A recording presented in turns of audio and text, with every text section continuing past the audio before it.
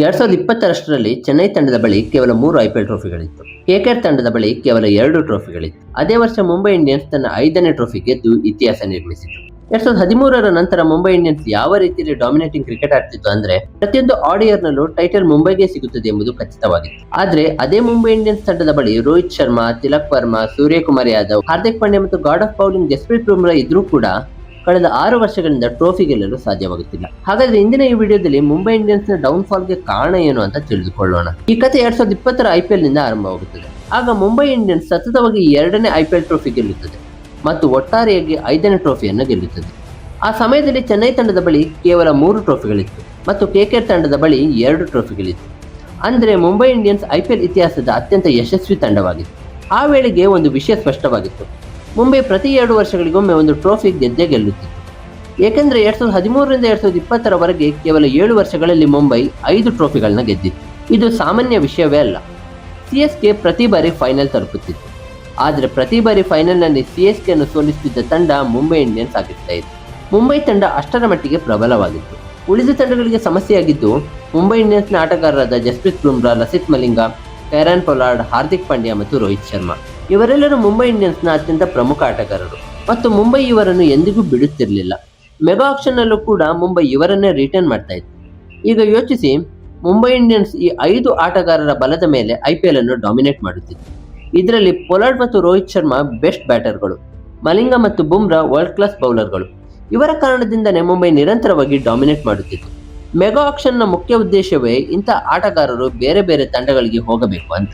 ಆದರೆ ಮುಂಬೈ ಇವರನ್ನೇ ಮತ್ತೆ ಮತ್ತೆ ರಿಟರ್ನ್ ಮಾಡ್ತಾ ಇದ್ರೆ ಮುಂಬೈನ ಸೋಲಿಸೋದು ಹೇಗೆ? ಜನರಲ್ಲಿ ಮುಂಬೈ ಇಂಡಿಯನ್ಸ್ ತಂಡದ ಬಗ್ಗೆ ಯಾವ ರೀತಿಯ ನಂಬಿಕೆ ಇತ್ತು ಅಂದ್ರೆ ಪ್ರತಿ ವರ್ಷ ಐಪಿಎಲ್ ಶುರುವಾಗುವಾಗಲೇ ಮುಂಬೈ ಡಾಮಿನೇಟ್ ಮಾಡುತ್ತೆ, ಈ ಬಾರಿ ಚಾಂಪಿಯನ್ ಆಗುತ್ತೆ ಅಂತಾನೆ ಜನ ಮಾತಾಡ್ತಾ ಇದ್ರು. ಆದ್ರೆ ಅನಂತರ ಏನಾಯ್ತು? 2020 ಮುಗಿದು 2021ನೇ ವರ್ಷ ಬಂತು. ಮೊದಲನೇದಾಗಿ 2021ರ ಜನವರಿ ತಿಂಗಳಲ್ಲಿ ಲಸಿತ್ ಮಲಿಂಗ ಅಂತಾರಾಷ್ಟ್ರೀಯ ಕ್ರಿಕೆಟ್ನಿಂದ ನಿವೃತ್ತಿ ಘೋಷಿಸಿದರು. ಮಲಿಂಗ ಅವರ ನಿವೃತ್ತಿ ಮುಂಬೈ ಇಂಡಿಯನ್ಸ್ಗೆ ದೊಡ್ಡ ಹೊಡೆತವಾಗಿತ್ತು. ಏಕೆಂದರೆ ಮುಂಬೈನ ಪ್ರಮುಖ ಬೌಲರ್ ಅವರೇ ಆಗಿದ್ದರು. ಅದೇ ಸಮಯದಲ್ಲಿ ಹಾರ್ದಿಕ್ ಪಾಂಡ್ಯ ಅವರ ಶಸ್ತ್ರಚಿಕಿತ್ಸೆಯು ನಡೆದಿತ್ತು. ವೈದ್ಯರು ಈಗ ನೀವು ಬೌಲಿಂಗ್ ಮಾಡಲು ಸಾಧ್ಯವಿಲ್ಲ ಎಂದು ಕಡಾಖಂಡಿತವಾಗಿ ಹೇಳಿದ್ದರು. ಆದ್ದರಿಂದ 2021ರ ಐಪಿಎಲ್ನಲ್ಲಿ ಹಾರ್ದಿಕ್ ಪಾಂಡ್ಯ ಬೌಲಿಂಗ್ ಮಾಡಲಿಲ್ಲ. ನಂತರ ಎಲ್ಲರೂ ನೋಡಿದ್ದು ಏನೆಂದರೆ ಹಾರ್ದಿಕ್ ಪಾಂಡ್ಯ ಬ್ಯಾಟಿಂಗ್ಗೆ ಬಂದು ಸಿಕ್ಸರ್ ಹೊಡೆಯಲು ಪ್ರಯತ್ನಿಸಿದಾಗಲೆಲ್ಲ ಕ್ಯಾಚ್ ಔಟ್ ಆಗುತ್ತಿದ್ದರು. ಅಂದರೆ ಅವರಿಗೆ ದೊಡ್ಡ ಶಾಟ್ಗಳನ್ನು ಹೊಡೆಯಲು ಸಹ ಸಾಧ್ಯವಾಗುತ್ತಿರಲಿಲ್ಲ. ಅದೇ ಸಮಯದಲ್ಲಿ ಇಶಾನ್ ಕಿಶನ್ ಅವರ ಫಾರ್ಮ್ ಕೂಡ ಕಳಪೆ ಮಟ್ಟದಲ್ಲಿತ್ತು. ಸೂರ್ಯಕುಮಾರ್ ಯಾದವ್ ಅವರು ಕೂಡ 2021ರ ಐಪಿಎಲ್ನಲ್ಲಿ ಫಾರ್ಮ್ನಲ್ಲಿ ಇರಲಿಲ್ಲ. ಒಟ್ಟಿನಲ್ಲಿ 2021ರಲ್ಲಿ ಮುಂಬೈ ಇಂಡಿಯನ್ಸ್ನ 4 ಪ್ರಮುಖ ಆಟಗಾರರು ತಂಡದ ಕುಸಿತಕ್ಕೆ ಒಂದು ರೀತಿಯಲ್ಲಿ ಕಾರಣರಾದರು. ಇಬ್ಬರು ಔಟ್ ಆಫ್ ಫಾರ್ಮ್ ಆಗಿದ್ದರು, ಒಬ್ಬರಿಗೆ ಶಸ್ತ್ರಚಿಕಿತ್ಸೆಯಾಗಿತ್ತು, ಮತ್ತೊಬ್ಬರು ನಿವೃತ್ತಿಯಾಗಿದ್ದರು. ಆದಾಗ್ಯೂ ಈ 4 ಆಟಗಾರರ ಅಸಫಲತೆ ಅಲಭ್ಯತೆಯ ನಂತರವೂ ಮುಂಬೈ ಇಂಡಿಯನ್ಸ್ 2021ರ ಐಪಿಎಲ್ನಲ್ಲಿ ಡಾಮಿನೇಟ್ ಮಾಡಲು ಆರಂಭಿಸಿತು. ಏಕೆಂದರೆ ಇದು ಮುಂಬೈ ಇಂಡಿಯನ್ಸ್ ತಂಡವಾಗಿತ್ತು. ಸತತವಾಗಿ 2 ಟೈಟಲ್ಗಳನ್ನು ಗೆದ್ದು ಬಂದಿದ್ದ ತಂಡ. ತಂಡದ 4 ಪ್ರಮುಖ ಆಟಗಾರರು ಉತ್ತಮ ಸ್ಥಿತಿಯಲ್ಲಿ ಇರದೇ ಇದ್ದರೂ ಈ ತಂಡ ಡಾಮಿನೇಟ್ ಮಾಡುತ್ತಲೇ ಇತ್ತು ಮತ್ತು ಮುಂಬೈ ಇಂಡಿಯನ್ಸ್ ನಾವು ಸತತವಾಗಿ 2 ಟೈಟಲ್ಗಳನ್ನು ಹೇಗೆ ಗೆದ್ದಿದ್ದೇವೆ ಮತ್ತು ಒಟ್ಟು 5 ಟ್ರೋಫಿಗಳನ್ನು ಹೇಗೆ ಗೆದ್ದಿದ್ದೇವೆ ಎಂಬುದನ್ನು ಎಲ್ಲರಿಗೂ ತಮ್ಮ ಡಾಮಿನೇಟಿಂಗ್ ಆಟದಿಂದ ತೋರಿಸಿದೆ. ಅದೇ ಸೀಸನ್ನಲ್ಲಿ ಮುಂಬೈ ಮೊದಲ 7 ಪಂದ್ಯಗಳಲ್ಲಿ 4 ಪಂದ್ಯಗಳನ್ನ ಗೆದ್ದಿತ್ತು. ಇವರು ನಿರಂತರವಾಗಿ ಟಾಪ್ 4ನಲ್ಲಿ ಉಳಿದಿದ್ದರು ಮತ್ತು ಎಲ್ಲರಿಗೂ ಈ ತಂಡ ಸುಲಭವಾಗಿ ಪ್ಲೇ ಆಫ್ ತಲುಪುತ್ತದೆ ಎಂದು ಅನಿಸಿತ್ತು. ಒಂದು ವೇಳೆ ಮುಂಬೈ ಇಂಡಿಯನ್ಸ್ 2021ರ ಐಪಿಎಲ್ನಲ್ಲಿ ಪ್ಲೇ ಆಫ್ ತಲುಪಿದ್ದರೆ ಮತ್ತೆ ಟ್ರೋಫಿ ಗೆಲ್ಲುವ ಸಾಧ್ಯತೆ ಬಹಳ ಹೆಚ್ಚಿತ್ತು. ಏಕೆಂದರೆ ಆ ಸಮಯದಲ್ಲಿ ಪ್ಲೇ ಆಫ್ನಲ್ಲಿ ಮುಂಬೈ ಇಂಡಿಯನ್ಸ್ ಅನ್ನು ಸೋಲಿಸುವುದು ಬಹುತೇಕ ಅಸಾಧ್ಯವಾಗಿತ್ತು. ಆದರೆ ಉಳಿದ ತಂಡಗಳಿಗೆ ಒಂದು ವಿಷಯ ಅರ್ಥವಾಗಿತ್ತು. ಅದೇನು ಅಂದರೆ ಮುಂಬೈ ಇಂಡಿಯನ್ಸ್ನ ಬ್ಯಾಟಿಂಗ್ ತುಂಬ ದುರ್ಬಲವಾಗಿದೆ ಅನ್ನೋದು. ಈ ವಿಷಯದ ಲಾಭವನ್ನು ಕೆಕೆಆರ್, ಎಸ್ಆರ್ಎಚ್ ಮತ್ತು ಡಿಸಿ ತಂಡಗಳು ಪಡೆದುಕೊಂಡವು. ಈ ತಂಡಗಳು ಸತತವಾಗಿ ಮುಂಬೈ ಇಂಡಿಯನ್ಸ್ ಅನ್ನು ಸೋಲಿಸಿದವು. 2021ರ ಸೆಪ್ಟೆಂಬರ್ 26ರಂದು ಮುಂಬೈ ಮತ್ತು ಆರ್ಸಿಬಿಯ ನಡುವೆ ಒಂದು ಪಂದ್ಯ ನಡೆಯಿತು. ಈ ಪಂದ್ಯದಲ್ಲಿ ಮೊದಲು ಬ್ಯಾಟಿಂಗ್ ಮಾಡಿದ ಆರ್ಸಿಬಿ 165 ರನ್ಗಳನ್ನ ಗಳಿಸಿತು. ನೋಡಿ, 166 ರನ್ಗಳ ಗುರಿ ಮುಂಬೈ ಇಂಡಿಯನ್ಸ್ಗೆ ತುಂಬಾ ಚಿಕ್ಕ ಗುರಿಯಾಗಿತ್ತು. ಆದರೆ ಈ ಗುರಿಯನ್ನು ಬೆನ್ನಟ್ಟಲು ಬಂದ ಮುಂಬೈ ಇಂಡಿಯನ್ಸ್ ರೋಹಿತ್ ಶರ್ಮಾ ಮತ್ತು ಡಿಕಾಕ್ ಅವರ ಉತ್ತಮ ಆರಂಭದ ನಂತರವೂ ಈ ಪಂದ್ಯವನ್ನು ಗೆಲ್ಲಲು ಸಾಧ್ಯವಾಗಲಿಲ್ಲ. ತಂಡ ಕೇವಲ 111 ರನ್ಗಳಿಗೆ ಆಲ್ಔಟ್ ಆಯಿತು.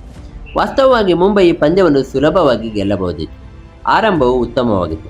ಆದರೆ ಸಮಸ್ಯೆ ಏನೆಂದರೆ ಕೃಣಾಲ್ ಪಾಂಡ್ಯ ಅವರ ಫಾರ್ಮ್ ಇರಲಿಲ್ಲ, ಹಾರ್ದಿಕ್ ಪಾಂಡ್ಯ ಅವರ ಫಾರ್ಮ್ ಇರಲಿಲ್ಲ, ಇಶಾನ್ ಕಿಶನ್ ಅವರ ಫಾರ್ಮ್ ಇರಲಿಲ್ಲ, ಸೂರ್ಯಕುಮಾರ್ ಯಾದವ್ ಅವರ ಫಾರ್ಮ್ ಕೂಡ ಇರಲಿಲ್ಲ. ಮುಂಬೈ ಇಂಡಿಯನ್ಸ್ನ ಪ್ರಮುಖ ಬ್ಯಾಟ್ಸ್ಮನ್ಗಳ ಕಳಪೆ ಫಾರ್ಮ್ನಿಂದಾಗಿಯೇ ಕೊನೆಯ 7 ಪಂದ್ಯಗಳಲ್ಲಿ ಕೇವಲ 3 ಪಂದ್ಯಗಳನ್ನು ಮಾತ್ರ ಗೆಲ್ಲಲು ಸಾಧ್ಯವಾಯಿತು. ಒಟ್ಟಾರೆ ಮುಂಬೈ 14 ಪಂದ್ಯಗಳಲ್ಲಿ 7 ಪಂದ್ಯಗಳಲ್ಲಿ ಮಾತ್ರ ಗೆಲುವನ್ನು ಸಾಧಿಸಿತು. ಆದರೂ ಮುಂಬೈ ಇಂಡಿಯನ್ಸ್ 14ರಲ್ಲಿ 7 ಪಂದ್ಯಗಳನ್ನು ಗೆದ್ದಿದ್ದ ಕಾರಣ ಅವರು ಪ್ಲೇ ಆಫ್ಗೆ ಅರ್ಹತೆ ಪಡೆಯುವ ಸ್ಥಿತಿಯಲ್ಲೇ ಇದ್ದರು. ಏಕೆಂದರೆ ಅವರು 7 ಪಂದ್ಯಗಳೊಂದಿಗೆ 4ನೇ ಸ್ಥಾನದಲ್ಲಿದ್ದರು. ಆದರೆ ಸಮಸ್ಯೆ ಏನೆಂದರೆ ಅವರ ಎದುರಿಗೆ KKR ಬಂದು ನಿಂತಿತ್ತು. KKR ಕೂಡ 14 ಪಂದ್ಯಗಳಲ್ಲಿ 7 ಪಂದ್ಯಗಳನ್ನ ಗೆದ್ದಿತ್ತು. ಆದರೆ KKRನ ನೆಟ್ ರನ್ ರೇಟ್ ಮುಂಬೈಗಿಂತ ಉತ್ತಮವಾಗಿತ್ತು. ಹೀಗೆ KKR ಪ್ಲೇ ಆಫ್ಗೆ ಅರ್ಹತೆ ಪಡೆಯಿತು. ಮುಂಬೈ ಇಂಡಿಯನ್ಸ್ ಮಾತ್ರ ಪ್ಲೇ ಆಫ್ನಿಂದ ಹೊರಬಿತ್ತು. ಗಮನಿಸಿ, ಮುಂಬೈ ಇಂಡಿಯನ್ಸ್ 2019 ಮತ್ತು 2020ರ ಚಾಂಪಿಯನ್ ತಂಡವಾಗಿತ್ತು. ಆದರೂ 2021ರಲ್ಲಿ ಪ್ಲೇ ಆಫ್ಗೆ ಅರ್ಹತೆ ಪಡೆಯಲಿಲ್ಲ. ಆದರೆ ವಾಸ್ತವದಲ್ಲಿ ಎಲ್ಲವೂ ಸ್ಪಷ್ಟವಾಗಿ ಕಾಣಿಸ್ತಿತ್ತು. ಕೃಣಾಲ್ ಅವರ ಫಾರ್ಮ್ ಇರಲಿಲ್ಲ, ಸೂರ್ಯಕುಮಾರ್ ಯಾದವ್ ಅವರ ಫಾರ್ಮ್ ಇರಲಿಲ್ಲ, ಇಶಾಂತ್ ಅವರ ಫಾರ್ಮ್ ಇರಲಿಲ್ಲ, ಹಾರ್ದಿಕ್ ಪಾಂಡ್ಯ ಗಾಯಗೊಂಡಿದ್ದರು. ಹೀಗಿದ್ದಾಗ ತಂಡ ಪ್ಲೇ ಆಫ್ಗೆ ತಲುಪುವುದು, ಟ್ರೋಫಿ ಗೆಲ್ಲುವುದು ಅಸಾಧ್ಯವೇ ಆಗಿತ್ತು. 2021ರ IPL ಮುಗಿದ ನಂತರ 2022ರ IPLಗಾಗಿ ಮೆಗಾ ಆಕ್ಷನ್ ಬಂತು. ಮೆಗಾ ಆಕ್ಷನ್ಗೆ ಮುನ್ನ ಮುಂಬೈ ಇಂಡಿಯನ್ಸ್ ಮ್ಯಾನೇಜ್ಮೆಂಟ್ ಒಂದು ದೊಡ್ಡ ತಪ್ಪು ಮಾಡಿತು. ವಾಸ್ತವವಾಗಿ 2021ರ IPLನ ನಂತರ ಮುಂಬೈ ಇಂಡಿಯನ್ಸ್ ಹಾರ್ದಿಕ್ ಪಾಂಡ್ಯ ಮತ್ತು ಕೃಣಾಲ್ ಪಾಂಡ್ಯ ಇಬ್ಬರನ್ನು ಬಿಡುಗಡೆ ಮಾಡಿತು. ಆದರೆ ಇಬ್ಬರು ಆಟಗಾರರನ್ನು ಬೆಳೆಸಿದ್ದು ಕೂಡ ಮುಂಬೈ ಇಂಡಿಯನ್ಸ್. ಸುಮಾರು 8 ವರ್ಷಗಳಿಂದ ಇವರನ್ನು ನಿರಂತರವಾಗಿ ರಿಟೈನ್ ಮಾಡುತ್ತಲೇ ಬಂದಿತ್ತು. ಹೌದು, ಮುಂಬೈ ಇಂಡಿಯನ್ಸ್ ರೋಹಿತ್ ಶರ್ಮಾ, ಜಸ್ಪ್ರೀತ್ ಬುಮ್ರಾ, ಸೂರ್ಯಕುಮಾರ್ ಯಾದವ್ ಮತ್ತು ಕೆರನ್ ಪೊಲಾರ್ಡ್ ಅವರನ್ನು ರಿಟೈನ್ ಮಾಡಿತು. ಆದರೆ ಅದಾದ ನಂತರವೂ ಹಾರ್ದಿಕ್ ಮತ್ತು ಕೃಣಾಲ್ ಪಾಂಡ್ಯರ ಜೋಡಿಯನ್ನು ಯಾಕೆ ರಿಟೈನ್ ಮಾಡಲಿಲ್ಲ? ಈ ಪ್ರಶ್ನೆಗೆ ಯಾರಿಗೂ ಉತ್ತರ ಸಿಗಲಿಲ್ಲ. ನಂತರ ಸಮಸ್ಯೆಗಳು ಇನ್ನಷ್ಟು ಹೆಚ್ಚಾದವು. 2022ರ ಮೆಗಾ ಆಕ್ಷನ್ನಲ್ಲಿ ಮುಂಬೈ ಇಂಡಿಯನ್ಸ್ ಮ್ಯಾನೇಜ್ಮೆಂಟ್ 8 ಕೋಟಿ ರೂಪಾಯಿಗೆ ಜೋಫ್ರಾ ಆರ್ಚರ್ ಅವರನ್ನು ಖರೀದಿಸಿತು. ಆದರೆ ಟ್ರೆಂಟ್ ಬೋಲ್ಟ್ ಅವರನ್ನು ಮತ್ತೆ ಖರೀದಿಸಲಿಲ್ಲ. ಟ್ರೆಂಟ್ ಬೋಲ್ಟ್ ಅವರನ್ನು ಮೆಗಾ ಆಕ್ಷನ್ಗೂ ಮುನ್ನವೇ ಬಿಡುಗಡೆ ಮಾಡಲಾಗಿತ್ತು. ಆದರೂ ಎಲ್ಲರಿಗೂ ಒಂದು ನಂಬಿಕೆ ಇತ್ತು, ಸರಿ ರಿಟೈನ್ ಮಾಡಲಿಲ್ಲ ಅಂದರೆ ಏನು, ಆಕ್ಷನ್ನಲ್ಲಿ ಮತ್ತೆ ಖರೀದಿಸ್ತಾರೆ. ಆದರೆ ಹಾಗಾಗಲಿಲ್ಲ. ಆಕ್ಷನ್ನಲ್ಲಿ ಸುಮಾರು 8 ಕೋಟಿ ರೂಪಾಯಿಗೆ ಟ್ರೆಂಟ್ ಬೋಲ್ಟ್ ಲಭ್ಯರಿದ್ದರು. ಆದರೂ ಮುಂಬೈ ಇಂಡಿಯನ್ಸ್ ಟ್ರೆಂಟ್ ಬೋಲ್ಟ್ ಅವರನ್ನು ಖರೀದಿಸದೆ ಜೋಫ್ರಾ ಆರ್ಚರ್ ಅವರನ್ನು ಖರೀದಿಸಿತು. ಹೀಗಾಗಿ ಟ್ರೆಂಟ್ ಬೋಲ್ಟ್ ಕೂಡ ತಂಡದಿಂದ ದೂರವಾದರು. ಈಗ ಗಮನಿಸಿ, 2019 ಮತ್ತು 2020ರಲ್ಲಿ ಮುಂಬೈ ಇಂಡಿಯನ್ಸ್ IPL ಗೆದ್ದಾಗ ಟ್ರೆಂಟ್ ಬೋಲ್ಟ್, ಹಾರ್ದಿಕ್ ಪಾಂಡ್ಯ ಮತ್ತು ಕೃಣಾಲ್ ಪಾಂಡ್ಯ ಬಹಳ ದೊಡ್ಡ ಹೀರೋಗಳಾಗಿದ್ದರು. ಆದರೆ ಈಗ ಈ ಮೂವರನ್ನು ಮುಂಬೈ ಇಂಡಿಯನ್ಸ್ ಬಿಡುಗಡೆ ಮಾಡಿ ನಂತರ 2022ರ IPL ಆರಂಭವಾದಾಗ ಎಲ್ಲರಿಗೂ ಒಂದು ವಿಷಯ ಸ್ಪಷ್ಟವಾಯಿತು. ಅದೇನೆಂದರೆ ಮುಂಬೈ ಇಂಡಿಯನ್ಸ್ ಮ್ಯಾನೇಜ್ಮೆಂಟ್ ಅತ್ಯಂತ ಕೆಟ್ಟ ನಿರ್ಧಾರಗಳನ್ನು ತೆಗೆದುಕೊಂಡಿದೆ. ಇದುವರೆಗೂ ಇಷ್ಟು ಕೆಟ್ಟ ನಿರ್ಧಾರಗಳನ್ನು ಅವರು ತೆಗೆದುಕೊಂಡಿರಲಿಲ್ಲ. ಯಾಕೆಂದರೆ ಮುಂಬೈ ಇಂಡಿಯನ್ಸ್ ಮ್ಯಾನೇಜ್ಮೆಂಟನ್ನು ಯಾವಾಗಲೂ IPLನ ಅತ್ಯುತ್ತಮ ಮ್ಯಾನೇಜ್ಮೆಂಟ್ಗಳಲ್ಲಿ ಒಂದೆಂದು ಪರಿಗಣಿಸಲಾಗುತ್ತದೆ. ಆದರೆ ಈ ಬಾರಿ ಅವರು ತೆಗೆದುಕೊಂಡ ನಿರ್ಧಾರಗಳು ಅಷ್ಟರ ಮಟ್ಟಿಗೆ ಕೆಟ್ಟದಾಗಿದ್ದವು. 2022ರಲ್ಲಿ ಮುಂಬೈ ಇಂಡಿಯನ್ಸ್ ಸಂಪೂರ್ಣವಾಗಿ ಕುಸಿದು ಬಿಟ್ಟಿದೆ. ಸೀಸನ್ ಆರಂಭದಲ್ಲೇ ಎಲ್ಲರಿಗೂ ತಿಳಿದು ಬಂತು, ಜೋಫ್ರಾ ಆರ್ಚರ್ ಗಾಯಗೊಂಡಿದ್ದಾರೆ ಮತ್ತು ಔಟ್ ಆಫ್ ದ ಸೀಸನ್ ಆಗಿದ್ದಾರೆ ಅಂತ. ನಂತರ ಎಲ್ಲರೂ ನೋಡಿದ್ದು ಏನೆಂದರೆ, ಮುಂಬೈ ಇಂಡಿಯನ್ಸ್ ಬಿಡುಗಡೆ ಮಾಡಿದ ಹಾರ್ದಿಕ್ ಪಾಂಡ್ಯ ಮತ್ತು ಕೃಣಾಲ್ ಪಾಂಡ್ಯ ಬೇರೆ ತಂಡಗಳಲ್ಲಿ ಭರ್ಜರಿ ಪ್ರದರ್ಶನ ನೀಡುತ್ತಿದ್ದರು. ಅದರ ಜೊತೆಗೆ ಮತ್ತೊಂದು ಸಂಗತಿಯು ಎಲ್ಲರ ಕಣ್ಣಿಗೆ ಬಿತ್ತು. ಮುಂಬೈ ಇಂಡಿಯನ್ಸ್ ರಿಟೈನ್ ಮಾಡಿದ ಇಶಾನ್ ಕಿಶನ್ ಮತ್ತು ಸೂರ್ಯಕುಮಾರ್ ಯಾದವ್ ಅವರ ಫಾರ್ಮ್ ಸುಧಾರಿಸಲೇ ಇಲ್ಲ. ಇವರು ಪಾಯಿಂಟ್ಸ್ ಟೇಬಲ್ನ ಬಾಟಮ್ನಲ್ಲೇ ಕಾಣಿಸುತ್ತಿದ್ದರು. ಒಟ್ಟಿನಲ್ಲಿ ಮುಂಬೈ ಇಂಡಿಯನ್ಸ್ ಮ್ಯಾನೇಜ್ಮೆಂಟ್ ಮಾಡಿದ ಪ್ರತಿಯೊಂದು ನಿರ್ಧಾರದ ವಿರುದ್ಧದ ಫಲಿತಾಂಶಗಳು ಬರುತ್ತಿದ್ದವು. ಅವರು ಬಿಡುಗಡೆ ಮಾಡಿದ ಆಟಗಾರರು ಬೇರೆ ತಂಡಗಳಲ್ಲಿ ಟಾಪ್ ರನ್ ಸ್ಕೋರರ್ಗಳಾಗುತ್ತಿದ್ದರು. ಅವರು ಉಳಿಸಿಕೊಂಡ ಆಟಗಾರರು ಅತ್ಯಂತ ಕಡಿಮೆ ರನ್ ಗಳಿಸುತ್ತಿದ್ದರು. 2022ರ IPL ಅಂತ್ಯಕ್ಕೆ ಮುಂಬೈ ಇಂಡಿಯನ್ಸ್ನ ಸ್ಥಿತಿ ತುಂಬಾ ಹದಗೆಟ್ಟಿತ್ತು. ತಂಡ 14 ಪಂದ್ಯಗಳಲ್ಲಿ ಕೇವಲ 4 ಪಂದ್ಯಗಳನ್ನು ಮಾತ್ರ ಗೆಲ್ಲಲು ಸಾಧ್ಯವಾಯಿತು. 4 ಗೆಲುವುಗಳೊಂದಿಗೆ ಮುಂಬೈ ಇಂಡಿಯನ್ಸ್ ಪಾಯಿಂಟ್ ಟೇಬಲ್ನಲ್ಲಿ 10ನೇ ಸ್ಥಾನದಲ್ಲಿ ಸೀಸನ್ ಮುಗಿಸಿತು.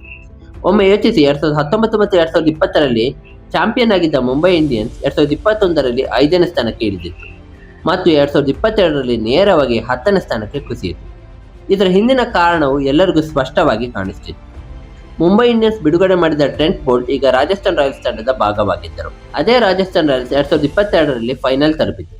ಮುಂಬೈ ಇಂಡಿಯನ್ಸ್ ಬಿಡುಗಡೆ ಮಾಡಿದ ಕೃಣಾಲ್ ಪಾಂಡ್ಯ ಅವರ ಲಕ್ನೋ ಸೂಪರ್ ಜೈಂಟ್ಸ್ 2022ರಲ್ಲಿ ಪ್ಲೇ ಆಫ್ ತಲುಪಿತು. ಮುಂಬೈ ಇಂಡಿಯನ್ಸ್ ಬಿಡುಗಡೆ ಮಾಡಿದ ಹಾರ್ದಿಕ್ ಪಾಂಡ್ಯ 2022ರಲ್ಲಿ 8 ವಿಕೆಟ್ಗಳನ್ನು ಮಾತ್ರ ಪಡೆದಿದ್ದಷ್ಟೇ ಅಲ್ಲ, 487 ರನ್ ಸಹ ಗಳಿಸಿದ್ದರು ಮತ್ತು ಗುಜರಾತ್ ಟೈಟನ್ಸ್ ತಂಡವನ್ನು ಚಾಂಪಿಯನ್ ಕೂಡ ಮಾಡಿದರು.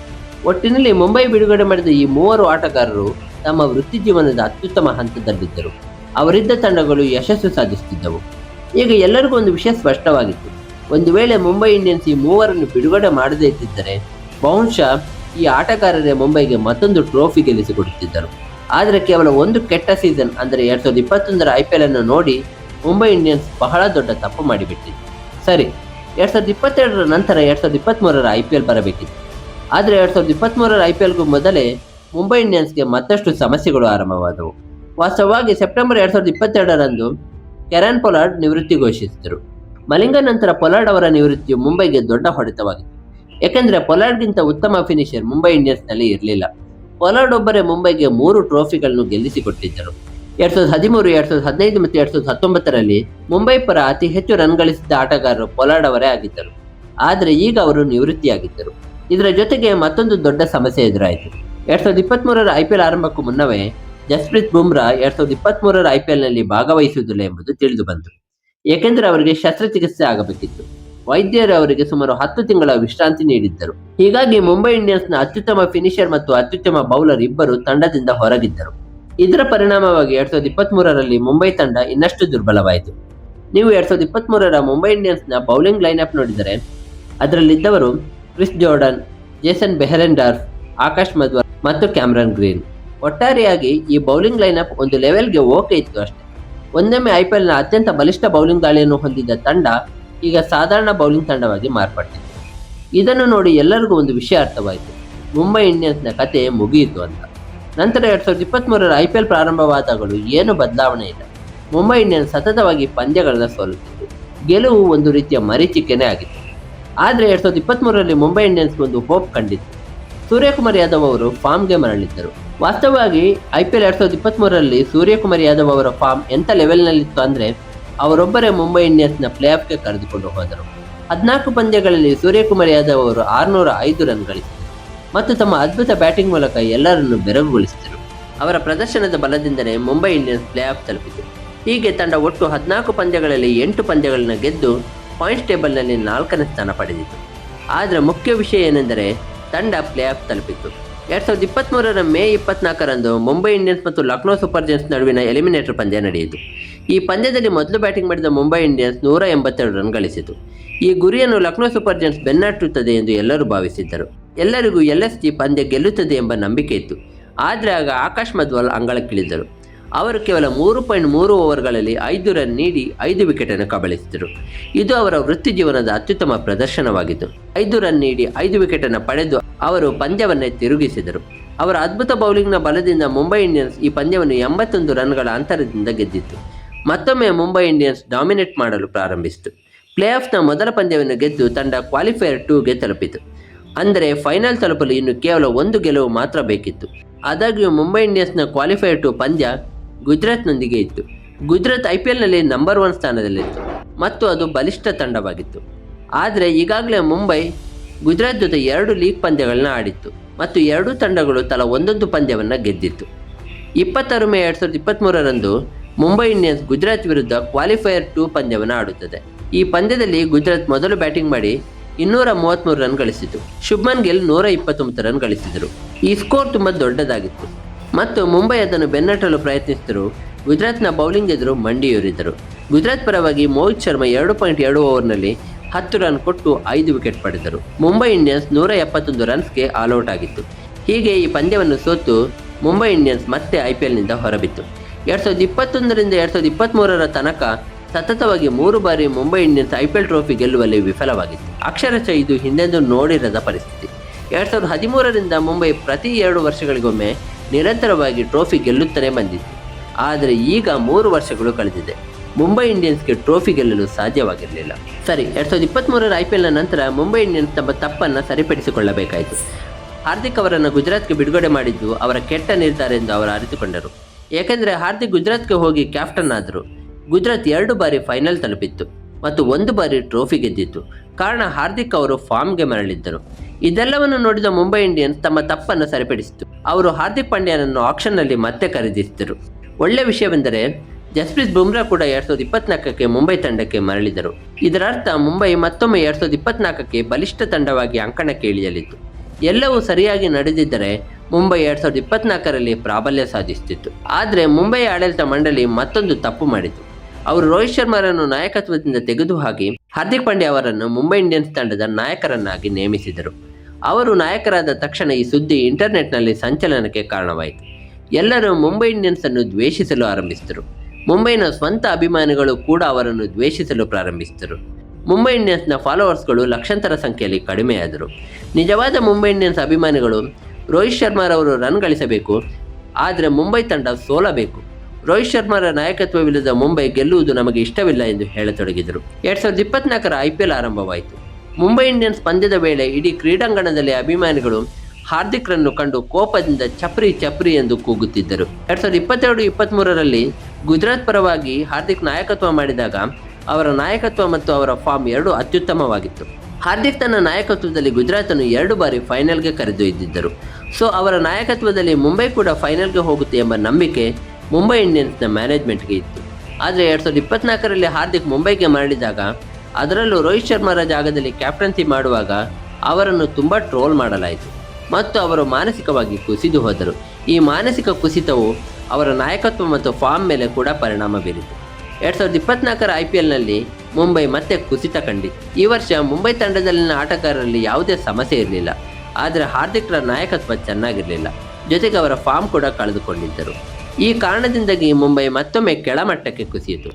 27 ಮಾರ್ಚ್ 2024ರಂದು ಮುಂಬೈ SRH ವಿರುದ್ಧ ಪಂದ್ಯವನ್ನು ಆಡಿತು.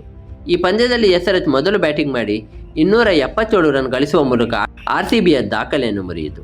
ಹೈದರಾಬಾದ್ ಮುಂಬೈ ಇಂಡಿಯನ್ಸ್ನ ಬೌಲಿಂಗ್ ವಿರುದ್ಧ 277 ರನ್ ಗಳಿಸುತ್ತದೆ ಎಂದು ಯಾರೂ ಕೂಡ ಕನಸು ಮನಸ್ಸಲ್ಲೂ ಅಂದುಕೊಂಡಿರಲಿಲ್ಲ, ಆದರೆ ಅದು ಸಾಧ್ಯವಾಯಿತು.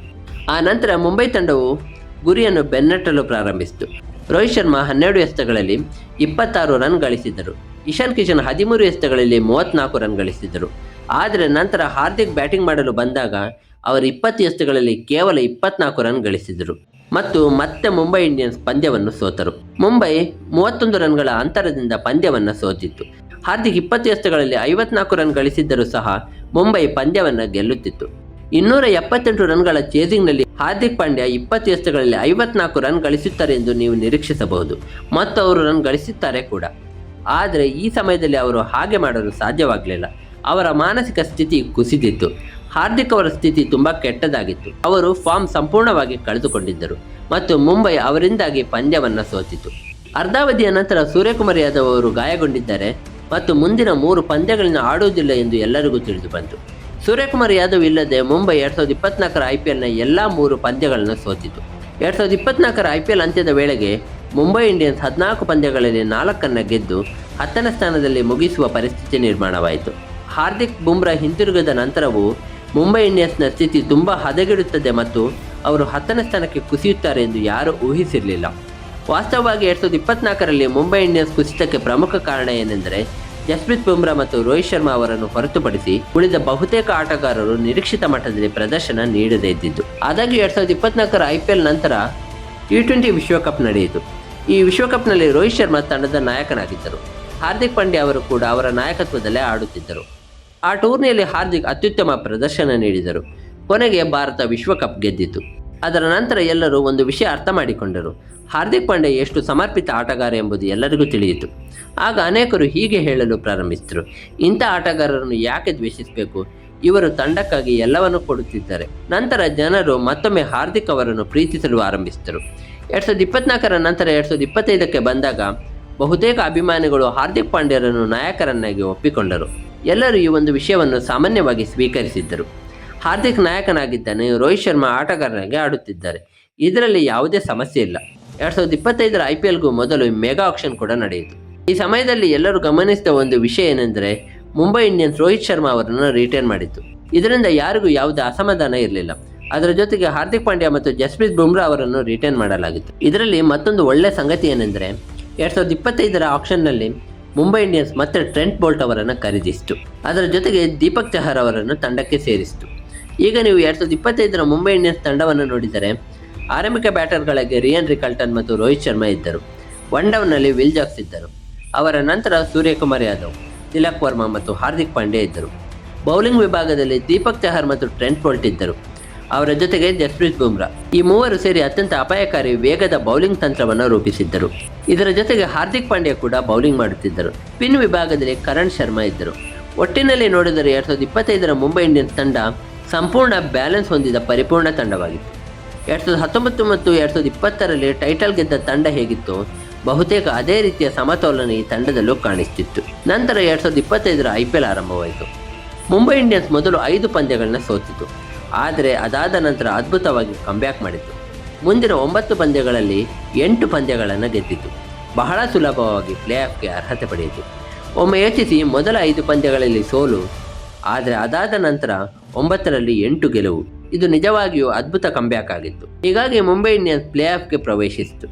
ನಂತರ 2025ರ ಮೇ 30ರಂದು ಗುಜರಾತ್ ಟೈಟನ್ಸ್ ವಿರುದ್ಧ ಎಲಿಮಿನೇಟರ್ ಪಂದ್ಯ ನಡೆಯಿತು.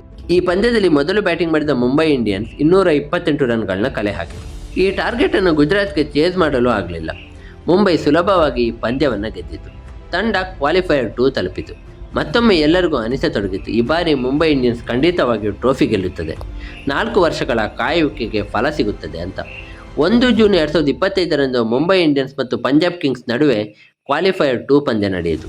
ಈ ಪಂದ್ಯದಲ್ಲಿ ಮೊದಲು ಬ್ಯಾಟಿಂಗ್ ಮಾಡಿದ ಮುಂಬೈ ಇಂಡಿಯನ್ಸ್ 203 ರನ್ಗಳನ್ನ ಗಳಿಸಿತು. ನೋಡಿ, IPL ಇತಿಹಾಸಕ್ಕೆ ಆಗಲೇ 18 ವರ್ಷಗಳು ಕಳೆದಿದ್ದವು. ಆ 18 ವರ್ಷಗಳಲ್ಲಿ ಅದು ಎಂದಿಗೂ ನಡೆದಿರಲಿಲ್ಲ. ಅದೇನೆಂದರೆ, ಮುಂಬೈ ಇಂಡಿಯನ್ಸ್ ಮೊದಲು ಬ್ಯಾಟಿಂಗ್ ಮಾಡಿ 200ಕ್ಕೂ ಹೆಚ್ಚು ರನ್ ಗಳಿಸಿದಾಗ ಎದುರಾಳಿ ತಂಡ ಆ ಗುರಿಯನ್ನು ಯಶಸ್ವಿಯಾಗಿ ಬೆನ್ನಟ್ಟಿರಲಿಲ್ಲ. ಆದರೆ ಈ ಬಾರಿ ಪರಿಸ್ಥಿತಿ ವಿಭಿನ್ನವಾಗಿತ್ತು. ಈ ಪಂದ್ಯದಲ್ಲಿ ಶ್ರೇಯಸ್ ಅಯ್ಯರ್ ಅಬ್ಬರಿಸುತ್ತಿದ್ದರು.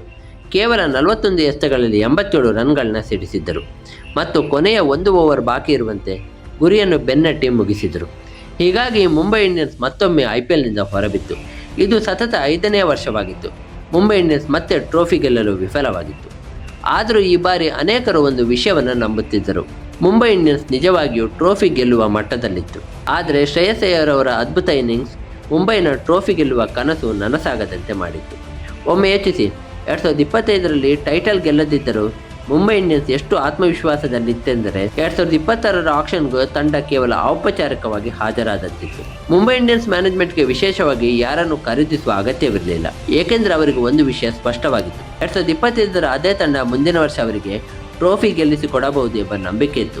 ಆದರೆ ಈಗ ಒಂದು ದೊಡ್ಡ ಪ್ರಶ್ನೆ ಏನೆಂದರೆ, ತಂಡದ ಬಳಿ ಇಷ್ಟು ಆತ್ಮವಿಶ್ವಾಸವಿದ್ದರೆ 2026ರಲ್ಲಿ ಟ್ರೋಫಿ ಗೆಲ್ಲಬಹುದು ಎಂಬ ನಂಬಿಕೆ ಇದ್ದರೆ ಹಾಗಾದರೆ ಕಳೆದ 5 ವರ್ಷಗಳಲ್ಲಿ ಮುಂಬೈ ಇಂಡಿಯನ್ಸ್ನ ಪತನ ಹೇಗೆ ಸಂಭವಿಸಿತು? ವಾಸ್ತವವಾಗಿ ಅದರ ಮೊದಲ ಪ್ರಮುಖ ಕಾರಣ ಆಟಗಾರರ ನಿವೃತ್ತಿಯಾಗಿತ್ತು. IPL 2020ರ ನಂತರವೇ ಲಸಿತ್ ಮಲಿಂಗ ಮತ್ತು ಕೆರನ್ ಪೊಲಾರ್ಡ್ ಇಬ್ಬರು ನಿವೃತ್ತರಾದರು. ಈ ಇಬ್ಬರ ನಿವೃತ್ತಿಯ ನಂತರ ಮುಂಬೈ ಇಂಡಿಯನ್ಸ್ ಒಂದೇ ಒಂದು ಟೈಟಲ್ ಕೂಡ ಗೆಲ್ಲಲಿಲ್ಲ. ವಾಸ್ತವವಾಗಿ IPL ಫೈನಲ್ನಲ್ಲಿ ಮುಂಬೈ ಇಂಡಿಯನ್ಸ್ ಮತ್ತು ಚೆನ್ನೈ ಸೂಪರ್ ಕಿಂಗ್ಸ್ ಮುಖಾಮುಖಿಯಾಗಿದ್ದವು. ಆ ಪಂದ್ಯದಲ್ಲಿ ಮೊದಲು ಬ್ಯಾಟಿಂಗ್ ಮಾಡಿದ ಮುಂಬೈ ಇಂಡಿಯನ್ಸ್ನ ಬಹುತೇಕ ಎಲ್ಲ ಬ್ಯಾಟರ್ಗಳು ವಿಫಲರಾದರು. ಆದರೆ ಕೆರನ್ ಪೊಲಾರ್ಡ್ 32 ಎಸೆತಗಳಲ್ಲಿ 60 ರನ್ ಗಳಿಸಿದರು. ಅವರ ಅದ್ಭುತ ಇನ್ನಿಂಗ್ಸ್ನಿಂದ ಮುಂಬೈ ಇಂಡಿಯನ್ಸ್ 148 ರನ್ಗಳ ಗೌರವಾನ್ವಿತ ಮೊತ್ತವನ್ನು ತಲುಪಿತು. ನಂತರ ಎಲ್ಲರೂ ನೋಡಿದ್ದು ಏನೆಂದರೆ, ಇದೇ ಮೊತ್ತವನ್ನು ಡಿಫೆಂಡ್ ಮಾಡಿಕೊಂಡು ಮುಂಬೈ ತನ್ನ ಅತ್ಯುತ್ತಮ ಬೌಲಿಂಗ್ ಮತ್ತು ರೋಹಿತ್ರ ಕ್ಯಾಪ್ಟನ್ಸಿಯಿಂದ ಮುಂಬೈ ಇಂಡಿಯನ್ಸ್ ಟ್ರೋಫಿಯನ್ನು ಗೆದ್ದಿತು. ಒಂದು ವೇಳೆ ತಂಡದ ಮೊತ್ತ 10 ಅಥವಾ 20 ರನ್ ಕಡಿಮೆಯಾಗಿದ್ದರೆ ಬಹುಶಃ ಈ ಪಂದ್ಯವನ್ನು CSK ಗೆಲ್ಲುವ ಸಾಧ್ಯತೆ ಹೆಚ್ಚಿತ್ತು. ಆದರೂ ಮುಂಬೈ ತಂಡ ತನ್ನ ಸಂಘಟಿತ ಹೋರಾಟದಿಂದ ಚಾಂಪಿಯನ್ ಆಗಿತ್ತು. ನಂತರ IPL 2015ರ ಫೈನಲ್ನಲ್ಲಿಯೂ ಪೊಲಾರ್ಡ್ ಮತ್ತೊಮ್ಮೆ ಮಹತ್ವದ ಪಾತ್ರ ವಹಿಸಿದರು. ಆ ಪಂದ್ಯದಲ್ಲಿ ಅವರು ಕೇವಲ 18 ಎಸೆತಗಳಲ್ಲಿ 36 ರನ್ ಗಳಿಸಿದರು. ಅವರ ಒಂದು ಫಿನಿಷರ್ ರೋಲ್ನಿಂದ ಮುಂಬೈ ಇಂಡಿಯನ್ಸ್ 200 ರನ್ಗಳ ಗಡಿ ದಾಟಿತು. ಅಂತಿಮವಾಗಿ ಆ ಪಂದ್ಯದಲ್ಲಿಯೂ CSKಯನ್ನು ಸೋಲಿಸಿ ಟ್ರೋಫಿ ಗೆದ್ದಿತು. ಇಲ್ಲೂ ಕೂಡ ಮುಂಬೈನ ಸಂಘಟಿತ ಹೋರಾಟದಿಂದ 2ನೇ ಬಾರಿಗೆ ಚಾಂಪಿಯನ್ ಆಯಿತು. IPL 2019ರ ಫೈನಲ್ನಲ್ಲಿಯೂ ಇದೇ ರೀತಿಯ ಪರಿಸ್ಥಿತಿ ಎದುರಾಯಿತು. ಆ ಪಂದ್ಯದಲ್ಲಿ ಮುಂಬೈ ಇಂಡಿಯನ್ಸ್ನ ಸಂಪೂರ್ಣ ಬ್ಯಾಟಿಂಗ್ ಲೈನಪ್ ಒತ್ತಡಕ್ಕೆ ಸಿಲುಕಿತು. ಆ ಸಮಯದಲ್ಲಿ ಕೆರನ್ ಪೊಲಾರ್ಡ್ 25 ಎಸೆತಗಳಲ್ಲಿ 41 ರನ್ ಗಳಿಸಿದರು. ಅವರ ಇನ್ನಿಂಗ್ಸ್ನಿಂದ ತಂಡ 149 ರನ್ಗಳವರೆಗೆ ತಲುಪಿತು. ಆನಂತರ ಮತ್ತೆ ಮುಂಬೈ ಇಂಡಿಯನ್ಸ್ ತನ್ನ ಅದ್ಭುತ ಬೌಲಿಂಗ್ನಿಂದ ಆ ಪಂದ್ಯವನ್ನು ಕೇವಲ 1 ರನ್ನ ಅಂತರದಿಂದ ಗೆದ್ದಿತು. ಇದರಿಂದ ಪೊಲಾರ್ಡ್ ಅವರ ಆ ಇನ್ನಿಂಗ್ಸ್ಗಳು ಎಷ್ಟು ಅಮೂಲ್ಯವಾಗಿತ್ತು ಎಂಬುದು ಸ್ಪಷ್ಟವಾಗುತ್ತದೆ. ಈಗ ಒಂದು ಕ್ಷಣ ಯೋಚಿಸಿ, ಒಂದು ವೇಳೆ ಈ 3 ಫೈನಲ್ಗಳಲ್ಲಿ ಕೆರನ್ ಪೊಲಾರ್ಡ್ ಆಡದೇ ಇದ್ದಿದ್ದರೆ ಬಹುಶಃ ಈ 3 ಟ್ರೋಫಿಗಳನ್ನು ಚೆನ್ನೈ ಸೂಪರ್ ಕಿಂಗ್ಸ್ ಗೆಲ್ಲುತ್ತಿತ್ತು. ಪೊಲಾರ್ಡ್ ಮುಂಬೈ ಇಂಡಿಯನ್ಸ್ಗೆ ಅಷ್ಟು ದೊಡ್ಡ ಕೊಡುಗೆಯನ್ನು ನೀಡಿದ್ದರು. ಅವರ ನಿವೃತ್ತಿಯ ನಂತರ ಮುಂಬೈ ಇಂಡಿಯನ್ಸ್ಗೆ ಫಿನಿಷಿಂಗ್ ವಿಭಾಗದಲ್ಲಿ ದೊಡ್ಡ ಸಮಸ್ಯೆ ಎದುರಾಯಿತು. ಹೌದು, ಹಾರ್ದಿಕ್ ಪಾಂಡ್ಯ ಒಬ್ಬ ಅತ್ಯುತ್ತಮ ಫಿನಿಷರ್, ಆದರೆ ಪೊಲಾರ್ಡ್ ರೀತಿಯ ಆ ಮಟ್ಟದ ಫಿನಿಷಿಂಗ್ ತಂಡದಲ್ಲಿ ಕಾಣಿಸಲಿಲ್ಲ. ಅದೇ ರೀತಿ ಲಸಿತ್ ಮಲಿಂಗ ತಂಡವನ್ನು ಬಿಟ್ಟ ನಂತರ ಮುಂಬೈ ಇಂಡಿಯನ್ಸ್ ಸಂಪೂರ್ಣವಾಗಿ ಜಸ್ಪ್ರೀತ್ ಬುಮ್ರಾ ಅವರ ಮೇಲೆ ಅವಲಂಬಿತವಾಗಿ ಬಿಟ್ಟಿತ್ತು. ಹಿಂದೆ ಮುಂಬೈ ಇಂಡಿಯನ್ಸ್ ತಂಡದಲ್ಲಿ ಮಲಿಂಗ ಇದ್ದಾಗ ಪರಿಸ್ಥಿತಿ ವಿಭಿನ್ನವಾಗಿತ್ತು. ಮಲಿಂಗ ಅತ್ಯುತ್ತಮವಾಗಿ ಬೌಲಿಂಗ್ ಮಾಡುತ್ತಿದ್ದರು, ಬುಮ್ರಾ ಕೂಡ ಅತ್ಯುತ್ತಮವಾಗಿ ಬೌಲಿಂಗ್ ಮಾಡುತ್ತಿದ್ದರು, ಟ್ರೆಂಟ್ ಬೋಲ್ಟ್ ಅತ್ಯುತ್ತಮವಾಗಿ ಬೌಲಿಂಗ್ ಮಾಡುತ್ತಿದ್ದರು. ಹೀಗಾಗಿ ತಂಡ ಒಬ್ಬ ಬೌಲರ್ ಮೇಲೆ ಮಾತ್ರ ಅವಲಂಬಿತವಾಗಿರಲಿಲ್ಲ. ಆದರೆ ಮಲಿಂಗ ನಿವೃತ್ತಿಯಾದ ನಂತರ ಪರಿಸ್ಥಿತಿ ಸಂಪೂರ್ಣವಾಗಿ ಬದಲಾಯಿತು. ಈಗ ತಂಡದ ಪ್ರತಿಯೊಬ್ಬರು ಬುಮ್ರಾ ಕಡೆ ನೋಡುತ್ತಾರೆ. ಬುಮ್ರಾ ಏನಾದರೂ ಮಾಡಬಹುದೇ, ಬುಮ್ರಾ ಪಂದ್ಯವನ್ನು ತಿರುಗಿಸಬಹುದೇ ಎಂಬ ನಿರೀಕ್ಷೆಯೇ ಹೆಚ್ಚಾಗಿತ್ತು. ಬುಮ್ರಾ ಇಲ್ಲದಿದ್ದಾಗ ಮುಂಬೈ ಇಂಡಿಯನ್ಸ್ನ ಸ್ಥಿತಿ ಇನ್ನೂ ಕಷ್ಟಕರವಾಗಿತ್ತು. ಅಂಥ ಸಮಯದಲ್ಲಿ ಟ್ರೆಂಟ್ ಬೋಲ್ಟ್ ಕೂಡ ರನ್ನುಗಳನ್ನು ಬಿಟ್ಟುಕೊಡುತ್ತಾರೆ, ದೀಪಕ್ ಚಹರ್ ಕೂಡ ದುಬಾರಿ ಆಗುತ್ತಾರೆ. 2019ರ ಫೈನಲನ್ನು ನೆನಪಿಸಿಕೊಳ್ಳಿ. ಆ ಪಂದ್ಯದಲ್ಲಿ ಕೊನೆಯ ಎಸೆತಕ್ಕೆ ಚೆನ್ನೈಗೆ ಗೆಲ್ಲಲು ಕೇವಲ 2 ರನ್ ಬೇಕಿತ್ತು. ಆ ಸಮಯದಲ್ಲಿ ಲಸಿತ್ ಮಲಿಂಗ ಶಾರ್ದುಲ್ ಠಾಕೂರ್ ಅವರ ವಿಕೆಟ್ ಪಡೆದು ಮುಂಬೈ ಇಂಡಿಯನ್ಸ್ಗೆ ಟ್ರೋಫಿ ಗೆಲ್ಲಿಸಿಕೊಟ್ಟರು. ಮುಂಬೈ ಇಂಡಿಯನ್ಸ್ ಗೆದ್ದ 5 ಟ್ರೋಫಿಗಳಲ್ಲೂ ಪೊಲಾರ್ಡ್ ಮತ್ತು ಮಲಿಂಗ ಅವರ ಪಾತ್ರ ಅತ್ಯಂತ ದೊಡ್ಡದು. ಆದರೆ ಈ ಇಬ್ಬರ ನಿವೃತ್ತಿಯ ನಂತರ ತಂಡದಲ್ಲಿ ದೊಡ್ಡ ಖಾಲಿತನ ಉಂಟಾಯಿತು. ಅವರ ನಿವೃತ್ತಿಯ ನಂತರದಿಂದಲೇ ಮುಂಬೈ ಇಂಡಿಯನ್ಸ್ ಒಂದೇ ಒಂದು ಟೈಟಲ್ ಕೂಡ ಗೆಲ್ಲಲು ಸಾಧ್ಯವಾಗಲಿಲ್ಲ. ಹೀಗಾಗಿ ಮಲಿಂಗ ಮತ್ತು ಪೊಲಾರ್ಡ್ ಅವರ ನಿವೃತ್ತಿಯೇ ಮುಂಬೈ ಇಂಡಿಯನ್ಸ್ನ ಪತನಕ್ಕೆ ಅತ್ಯಂತ ದೊಡ್ಡ ಕಾರಣಗಳಲ್ಲಿ ಒಂದಾಗಿದೆ. ಈಗ ಮುಂಬೈ ಇಂಡಿಯನ್ಸ್ ಪತನದ ಎರಡನೇ ಪ್ರಮುಖ ಕಾರಣದ ಬಗ್ಗೆ ಮಾತಾಡೋಣ. ಅದು ಹಾರ್ದಿಕ್ ಪಾಂಡ್ಯರನ್ನು ಬಿಡುಗಡೆ ಮಾಡಿದ್ದು. ವಾಸ್ತವವಾಗಿ 2021 IPLನ ನಂತರ ಮುಂಬೈ ಇಂಡಿಯನ್ಸ್ ಹಾರ್ದಿಕ್ ಪಾಂಡ್ಯರನ್ನು ಬಿಡುಗಡೆ ಮಾಡಿತ್ತು. ಅದಕ್ಕೆ ಪ್ರಮುಖ ಕಾರಣ ಎಂದರೆ ಆ ಸಮಯದಲ್ಲಿ ಹಾರ್ದಿಕ್ ಪಾಂಡ್ಯ ಬೌಲಿಂಗ್ ಮಾಡುತ್ತಿರಲಿಲ್ಲ ಮತ್ತು ಅವರಿಗೆ ಮೊದಲಿನಂತೆ ದೊಡ್ಡ ಸಿಕ್ಸರ್ಗಳನ್ನ ಹೊಡೆಯಲಾಗುತ್ತಿರಲಿಲ್ಲ. ಶಸ್ತ್ರಚಿಕಿತ್ಸೆಯ ನಂತರ ಅವರ ಪವರ್ ಹಿಟ್ಟಿಂಗ್ ಕೂಡ ಕುಗ್ಗಿತ್ತು. ಆದರೆ ನಂತರ ಎಲ್ಲರೂ ನೋಡಿದ್ದು ಮುಂಬೈ ಇಂಡಿಯನ್ಸ್ ಹಾರ್ದಿಕ್ ಪಾಂಡ್ಯ ಅವರನ್ನು ಬಿಡುಗಡೆ ಮಾಡಿದ ತಕ್ಷಣವೇ ಅವರ ಅತ್ಯುತ್ತಮ ಕಾಲ ಆರಂಭವಾಗಿತ್ತು. IPL 2022ರಲ್ಲಿ ಹಾರ್ದಿಕ್ ಪಾಂಡ್ಯ 487 ರನ್ ಗಳಿಸಿದ್ದರು. ಸುಮಾರು 180ರ ಸ್ಟ್ರೈಕ್ ರೇಟ್ನಲ್ಲಿ ಬ್ಯಾಟಿಂಗ್ ಮಾಡಿದರು. ಅದು ಅವರ ವೃತ್ತಿ ಜೀವನದ ಅತ್ಯುತ್ತಮ ಬ್ಯಾಟಿಂಗ್ ಅವಧಿಗಳಲ್ಲಿ ಒಂದಾಗಿತ್ತು. ಅಷ್ಟೇ ಅಲ್ಲ, ಹಾರ್ದಿಕ್ ಪಾಂಡ್ಯ ನಾಯಕತ್ವದ ಗುಜರಾತ್ ಟೈಟನ್ಸ್ ತಂಡ ಚಾಂಪಿಯನ್ ಆಗಿತ್ತು. ಅವರು IPL 2022ರಲ್ಲಿ ತೋರಿಸಿದ ಆ ಮಟ್ಟದ ಬ್ಯಾಟಿಂಗನ್ನು IPL ಇತಿಹಾಸದಲ್ಲಿ ಹಿಂದೆಂದೂ ತೋರಿಸಿರಲಿಲ್ಲ. ಆದರೆ ಆ ವರ್ಷ ಅವರು ಅದನ್ನು ಸಾಧಿಸಿದರು. ನಂತರ 2023ರ IPLನಲ್ಲಿಯೂ ಹಾರ್ದಿಕ್ ಪಾಂಡ್ಯ ಉತ್ತಮ ಪ್ರದರ್ಶನವನ್ನು ಮುಂದುವರಿಸಿದರು. ಅವರು 10ಕ್ಕಿಂತ ಹೆಚ್ಚು ವಿಕೆಟ್ಗಳನ್ನ ಪಡೆದರು, ಸುಮಾರು 350ಕ್ಕೂ ಹೆಚ್ಚು ರನ್ಗಳನ್ನ ಗಳಿಸಿದರು ಮತ್ತು ಮತ್ತೊಮ್ಮೆ ಗುಜರಾತ್ ಟೈಟನ್ಸ್ ತಂಡವನ್ನು ಫೈನಲ್ಗೆ ಮುನ್ನಡೆಸಿದರು. ಒಟ್ಟಿನಲ್ಲಿ ಮುಂಬೈ ಇಂಡಿಯನ್ಸ್ ಹಾರ್ದಿಕ್ ಅವರನ್ನು ಬಿಡುಗಡೆ ಮಾಡಿದ ನಂತರ ಆ 2 ಸೀಸನ್ಗಳಲ್ಲಿ ಹಾರ್ದಿಕ್ ಪಾಂಡ್ಯ ಬ್ಯಾಟಿಂಗ್, ಬೌಲಿಂಗ್ ಮತ್ತು ನಾಯಕತ್ವ ಈ 3 ಕ್ಷೇತ್ರಗಳಲ್ಲೂ ತಮ್ಮ ಅತ್ಯುತ್ತಮ ಪ್ರದರ್ಶನವನ್ನು ತೋರಿಸಿದರು. ಆದರೆ ನಂತರ ಮುಂಬೈ ಇಂಡಿಯನ್ಸ್ ಮತ್ತೆ ಅವರನ್ನು ತಂಡಕ್ಕೆ ಕರೆದುಕೊಂಡಾಗ ಅವರ ಫಾರ್ಮ್ ಕಳೆದುಕೊಂಡರು. ಅವರ ಪ್ರದರ್ಶನ ಕುಸಿಯತೊಡಗಿತು. ಒಂದು ವೇಳೆ ಮುಂಬೈ ಇಂಡಿಯನ್ಸ್ ಹಾರ್ದಿಕ್ ಪಾಂಡ್ಯರನ್ನು ಎಂದಿಗೂ ಬಿಡುಗಡೆ ಮಾಡದೇ ಇದ್ದಿದ್ದರೆ ಬಹುಶಃ 2 ಸೀಸನ್ಗಳಲ್ಲೂ ಮುಂಬೈ ಇಂಡಿಯನ್ಸ್ ಟೈಟಲ್ ಗೆಲ್ಲಬಹುದಾಗಿತ್ತು. ಅದರ ಕಾರಣದಿಂದಲೇ ಹಾರ್ದಿಕ್ ಪಾಂಡ್ಯರನ್ನು ಬಿಡುಗಡೆ ಮಾಡಿರೋದು ಮುಂಬೈ ಇಂಡಿಯನ್ಸ್ನ ಪತನದ ಎರಡನೇ ಅತಿ ದೊಡ್ಡ ಕಾರಣವೆಂದು ಪರಿಗಣಿಸಬಹುದು. ಮುಂಬೈ ಇಂಡಿಯನ್ಸ್ನ ಪತನದ 3ನೇ ಪ್ರಮುಖ ಕಾರಣ ಕೃನಾಲ್ ಪಾಂಡ್ಯರನ್ನು ಬಿಡುಗಡೆ ಮಾಡಿರುವುದು. ಏಕೆಂದರೆ ಅವರು ತಂಡದ ಅತ್ಯಂತ ಪ್ರಮುಖ ಆಟಗಾರರಲ್ಲಿ ಒಬ್ಬರಾಗಿದ್ದರು. ವಾಸ್ತವವಾಗಿ ಕೃನಾಲ್ ಪಾಂಡ್ಯರನ್ನು ಮುಂಬೈ ಇಂಡಿಯನ್ಸ್ ಹಲವು ವರ್ಷಗಳ ಕಾಲ ನಿರಂತರವಾಗಿ ರಿಟೈನ್ ಮಾಡುತ್ತಲೇ ಬಂದಿತ್ತು. ಕೃನಾಲ್ ಅವರನ್ನು ಬೆಳೆಸಿದ್ದು ಮುಂಬೈ ಇಂಡಿಯನ್ಸೇ. ಆದರೆ 2021ರ ನಂತರ ಅವರನ್ನು ಕೂಡ ತಂಡದಿಂದ ಬಿಡುಗಡೆ ಮಾಡಲಾಯಿತು. ಅವರ ಫಾರ್ಮ್ ಕೆಟ್ಟಿದ್ದ ಕಾರಣ 2021ರಲ್ಲಿ ಅವರು ನಿರೀಕ್ಷಿತ ಮಟ್ಟದಲ್ಲಿ ರನ್ ಗಳಿಸಲು ಸಾಧ್ಯವಾಗಿರಲಿಲ್ಲ. ಹೀಗಾಗಿ ಮುಂಬೈ ಇಂಡಿಯನ್ಸ್ ಅವರನ್ನು ಹೊರಹಾಕಿತು. ಆದರೆ ನಂತರ ಎಲ್ಲರೂ ನೋಡಿದ್ದು ಕೃನಾಲ್ ಪಾಂಡ್ಯ ತಮ್ಮ ವೃತ್ತಿ ಜೀವನದ ಅತ್ಯುತ್ತಮ ಹಂತವನ್ನು ತಲುಪಿದರು. ಅವರು ಲಕ್ನೋ ಸೂಪರ್ ಜೈಂಟ್ಸ್ ತಂಡದ ನಾಯಕನಾಗಿಯೂ ಕಾರ್ಯನಿರ್ವಹಿಸಿದರು. ನಂತರ 2025ರಲ್ಲಿ RCB ತಂಡಕ್ಕೆ ಸೇರಿದರು. 2025ರಲ್ಲಿ RCB ಟ್ರೋಫಿ ಗೆಲ್ಲುವಲ್ಲಿ ಕೃನಾಲ್ ಪಾಂಡ್ಯ ಅವರ ಪಾತ್ರ ಬಹಳ ದೊಡ್ಡದಾಗಿತ್ತು. ಅವರು 3 ಬಾರಿ ಪಂದ್ಯಶ್ರೇಷ್ಠ ಪ್ರಶಸ್ತಿ ಗೆದ್ದಿದ್ದರು. ಫೈನಲ್ ಪಂದ್ಯದಲ್ಲಿ ಕೇವಲ 17 ರನ್ ನೀಡಿ 2 ವಿಕೆಟ್ಗಳನ್ನ ಪಡೆದಿದ್ದರು. ಇಲ್ಲಿ ಕೆಲವರು ಹೀಗೆ ಹೇಳ್ಬೋದು, ಪ್ರತಿಯೊಂದು ತಂಡವು ಕೆಲವೊಮ್ಮೆ ಆಟಗಾರರನ್ನು ಬಿಡುಗಡೆ ಮಾಡುತ್ತದೆ. ಆದರೆ ಇಲ್ಲಿ ಗಮನಿಸಬೇಕಾದ ವಿಷಯ ಏನೆಂದರೆ, ಮುಂಬೈ ಇಂಡಿಯನ್ಸ್ ಹಾರ್ದಿಕ್ ಮತ್ತು ಕೃನಾಲ್ ಇಬ್ಬರನ್ನು ಹಲವು ವರ್ಷಗಳ ಕಾಲ ನಿರಂತರವಾಗಿ ರಿಟೈನ್ ಮಾಡುತ್ತಿತ್ತು. 2021ರಲ್ಲೇ ಮೊದಲ ಬಾರಿಗೆ ಅವರನ್ನು ಬಿಡುಗಡೆ ಮಾಡಿತು. ಮತ್ತು ವಿಚಿತ್ರ ಸಂಗತಿ ಏನೆಂದರೆ, ಬಿಡುಗಡೆ ಮಾಡಿದ ನಂತರವೇ ಅವರ ವೃತ್ತಿ ಜೀವನದ ಅತ್ಯುತ್ತಮ ಅವಧಿ ಆರಂಭವಾಯಿತು. ಇವರನ್ನು ಯಾಕೆ ಬಿಡುಗಡೆ ಮಾಡಲಾಯಿತು ಎಂಬುದು ಇಂದಿಗೂ ಹಲವರಿಗೂ ಅರ್ಥವಾಗಲಿಲ್ಲ. ಈಗ ಮುಂಬೈ ಇಂಡಿಯನ್ಸ್ನ ಪತನದ 4ನೇ ಕಾರಣದ ಬಗ್ಗೆ ಮಾತಾಡೋಣ. ಅದು ಜಸ್ಪ್ರೀತ್ ಬುಮ್ರಾ ಅವರ ಗಾಯ. ವಾಸ್ತವವಾಗಿ 2021 ಮತ್ತು 2022ರ ನಂತರ ಬುಮ್ರಾ ನಿರಂತರ ಗಾಯದ ಸಮಸ್ಯೆ ಎದುರಿಸಲು ಆರಂಭಿಸಿದರು. 2023ರ IPLನಲ್ಲಿ ಅವರು ಒಂದು ಪಂದ್ಯವನ್ನು ಆಡಲಿಲ್ಲ, ಪೂರ್ಣ ಸೀಸನನ್ನೇ ತಪ್ಪಿಸಿಕೊಂಡರು. ಬುಮ್ರಾ ಇಲ್ಲದಾಗ ಮುಂಬೈ ಇಂಡಿಯನ್ಸ್ನ ಸ್ಥಿತಿ ಎಷ್ಟು ಕಷ್ಟಕರವಾಗಿತ್ತು ಎಂಬುದನ್ನು 2023ರ IPL ಸ್ಪಷ್ಟವಾಗಿ ತೋರಿಸುತ್ತದೆ. ಆ ವರ್ಷ ಸೂರ್ಯಕುಮಾರ್ ಯಾದವ್ ಒಬ್ಬರೇ 605 ರನ್ ಗಳಿಸಿದ್ದರು. ಅದರ ನಂತರವೂ ತಂಡ ಟ್ರೋಫಿ ಗೆಲ್ಲಲು ಸಾಧ್ಯವಾಗಲಿಲ್ಲ. ಇದು ಮುಂಬೈ ಇಂಡಿಯನ್ಸ್ ಇತಿಹಾಸದಲ್ಲಿ ಅಪರೂಪದ ಸಂಗತಿ. ಸಾಮಾನ್ಯವಾಗಿ ಮುಂಬೈ ಪರ ಯಾರಾದರೂ 600ಕ್ಕೂ ಹೆಚ್ಚು ರನ್ ಗಳಿಸಿದರೆ ತಂಡ ಟೈಟಲ್ ಗೆಲ್ಲುವ ಸಾಧ್ಯತೆ ಹೆಚ್ಚಿರುತ್ತಿತ್ತು. ಆದರೆ ಈ ಬಾರಿ ಹಾಗಾಗಲಿಲ್ಲ. ಕಾರಣ, ಬ್ಯಾಟಿಂಗ್ ವಿಭಾಗದಲ್ಲಿ ತಂಡ ಅತ್ಯುತ್ತಮ ಪ್ರದರ್ಶನ ನೀಡಿದ್ದರೂ ಬೌಲಿಂಗ್ ವಿಭಾಗದಲ್ಲಿ ತಂಡ ಸಂಪೂರ್ಣವಾಗಿ ದುರ್ಬಲವಾಗಿತ್ತು. ಬುಮ್ರಾ ಇಲ್ಲದ ಕಾರಣ ತಂಡದ ಬೌಲಿಂಗ್ ಶಕ್ತಿ ಬಹಳವಾಗಿ ಕುಗ್ಗಿತ್ತು. ಅದೇ ಕಾರಣಕ್ಕೆ ಅವರು ಟ್ರೋಫಿ ಗೆಲ್ಲಲು ಸಾಧ್ಯವಾಗಲಿಲ್ಲ. ಈಗ ಮುಂಬೈ ಇಂಡಿಯನ್ಸ್ನ ಪತನದ 5ನೇ ಮತ್ತು ಕೊನೆಯ ಪ್ರಮುಖ ಕಾರಣದ ಬಗ್ಗೆ ಮಾತಾಡೋಣ. ಅದು ನಾಯಕತ್ವದ ಬದಲಾವಣೆ. ಇದು ಎಲ್ಲರಿಗೂ ಸ್ಪಷ್ಟವಾಗಿ ಕಾಣಿಸಿದ ವಿಷಯ. IPL 2024ರಲ್ಲಿ ಮುಂಬೈ ಇಂಡಿಯನ್ಸ್ ಸಂಪೂರ್ಣವಾಗಿ ಕುಸಿದಿತ್ತು. ಅದಕ್ಕೆ ಪ್ರಮುಖ ಕಾರಣಗಳಲ್ಲಿ ಒಂದು ನಾಯಕತ್ವದ ಸಮಸ್ಯೆ. ಹಾರ್ದಿಕ್ ಪಾಂಡ್ಯ ಅವರ ನಾಯಕತ್ವದಲ್ಲಿ ತಂಡ ತನ್ನ ಅತ್ಯುತ್ತಮ ಆಟವನ್ನು ಆಡಲೇ ಇಲ್ಲ. ಇಂದಿಗೂ ಅನೇಕ ಅಭಿಮಾನಿಗಳು ಒಂದೇ ಒಂದು ಮಾತನ್ನು ಹೇಳ್ತಾರೆ, ರೋಹಿತ್ ಶರ್ಮಾರನ್ನು ಮತ್ತೆ ನಾಯಕನನ್ನಾಗಿ ಮಾಡಿ, ಆಮೇಲೆ ಮುಂಬೈ ಇಂಡಿಯನ್ಸ್ನ ಆಟವನ್ನು ನೋಡಿ. ನನಗನಿಸುವ ಪ್ರಕಾರ ಹಾರ್ದಿಕ್ನನ್ನು ನಾಯಕ ಅಂತ ಕೂಡ ತಂಡದ ಸದಸ್ಯರು ಲೆಕ್ಕಕ್ಕೆ ತೆಗೆದುಕೊಳ್ತಾ ಇರಲಿಲ್ಲ. ಹೀಗಾಗಿ ನಾಯಕತ್ವದ ಬದಲಾವಣೆ ಕೂಡ ಮುಂಬೈ ಇಂಡಿಯನ್ಸ್ನ ಕುಸಿತಕ್ಕೆ ಒಂದು ಪ್ರಮುಖ ಕಾರಣವಾಗಿದೆ. ಆದಾಗ್ಯೂ 2025ರಲ್ಲಿ ಮುಂಬೈ ಇಂಡಿಯನ್ಸ್ ಮತ್ತೆ ಪ್ಲೇ ಆಫ್ ತಲುಪಿತು. ಇದು ಎಲ್ಲರಿಗೂ ಸ್ಪಷ್ಟವಾಗಿತ್ತು. ಏಕೆಂದರೆ ಅವರು ಅತ್ಯಂತ ಬಲಿಷ್ಠ ಮತ್ತು ಸಮತೋಲನ ಹೊಂದಿದ ತಂಡದೊಂದಿಗೆ ಆಡುತ್ತಿದ್ದರು. ಹೀಗಾಗಿ ಪ್ಲೇ ಆಫ್ ತಲುಪುವುದು ಸಹಜವಾಗಿತ್ತು.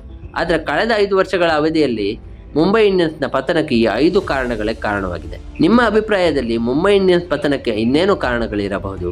ಅದನ್ನು ಕಮೆಂಟ್ ಬಾಕ್ಸ್ನಲ್ಲಿ ತಪ್ಪದೇ ತಿಳಿಸಿ. ಈ ಎಪಿಸೋಡ್ ನಿಮಗೆ ಇಷ್ಟವಾಗಿದ್ದರೆ ಸಬ್ಸ್ಕ್ರೈಬ್ ಮಾಡಿಕೊಂಡು ಸಪೋರ್ಟ್ ಮಾಡಿ. ನಾನು ಮತ್ತೊಂದು ಹೊಸ ವಿಡಿಯೋದಲ್ಲಿ ಸಿಗ್ತೀನಿ. ಅಲ್ಲಿವರೆಗೂ ಟೇಕ್ ಕೇರ್. ನಮಸ್ಕಾರ.